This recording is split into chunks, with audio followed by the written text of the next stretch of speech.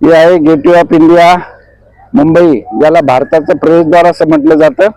आणि या गेटची बांधकामाची सुरुवात 1911 साली झाली. त्यावेळेस याची आधारशिला ठेवण्यात आली आणि 1924ला म्हणजे साधारणतः 13 वर्षानंतर या काम पूर्ण झालं. अगदी दगडी बांधकाम आहे आणि ब्रिटिश वास्तुकलेच्या माध्यमातून याचं काम केलेलं आहे.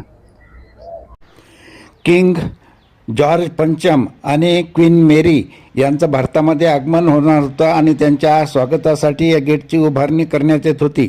परंतु त्यांचं आगमन होईपर्यंत या गेटचं काम पूर्ण झालं नव्हतं. तेव्हा त्यांना या गेटचा पूर्ण नकाशा दाखवण्यात आला आणि गेट ऑफ इंडियाची उंची आहे 26 मीटर आणि त्या काळामध्ये या बांधकामासाठी 21 लाख रुपये खर्च आला होता. आणि आर्किटेक्ट होते जॉर्ज विटेट. जॉर्ज विटेट यांच्या मार्गदर्शनाखाली हे संपूर्ण काम झालं. या बांधकामासाठी बाहेर राज्यातून सुद्धा दगड मागवण्यात आला होता.